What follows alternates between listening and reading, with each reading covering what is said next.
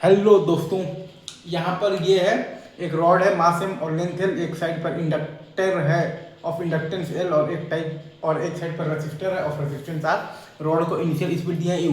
हमसे ये पूछा गया है कि हमें निकालना है calculate the charge flown through the inductor when rods speed is V F and distance travelled is equal to H. इसने टेक्निकली आपको काम बहुत ही आसान कर दिया है।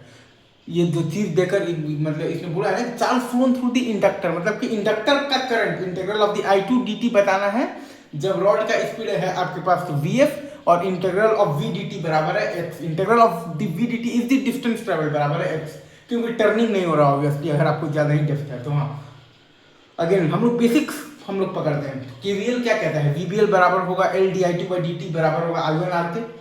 और ये तो न्यूटन्स लॉ ऑफ मोशन क्या कहता है, M D U by D T बराबर माइनस आई एल बी बराबर माइनस आई वन प्लस मतलब I two into L B, I बराबर I one plus I two obviously, और ई बराबर we B L I बराबर, और हम जानते हैं कि एफ बराबर आई एल बी।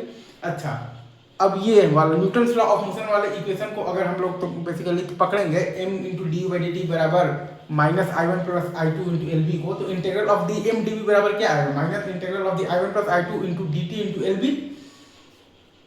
तो m into V final minus U बराबर आपके पास क्या आएगा, integral of the minus V B L by R into D T into L B. ये हो गया है आपके पास I one into D T का इंटीग्रल इंटू एल बी का वैल्यू और minus integral of I two D T into L B.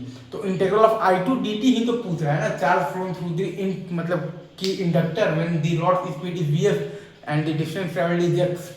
तो integral of I two D T जो पूछ रहा है वो मतलब आ जाएगा हमारे पास माइनस M times V F minus U minus B square L square by R into X by B L.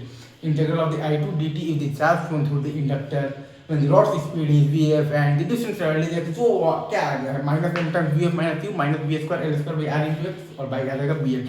Integral of the V D T को हमने लिख दिया है यहाँ पर x मतलब है लिख दिया है, और integral of the I two D T को लिख दिया है Q charge. Integral of V D T को x और integral of I two D T को लिख दिया है तो क्यू चार्ज। बाकी वही तीन चार इक्वेशंस।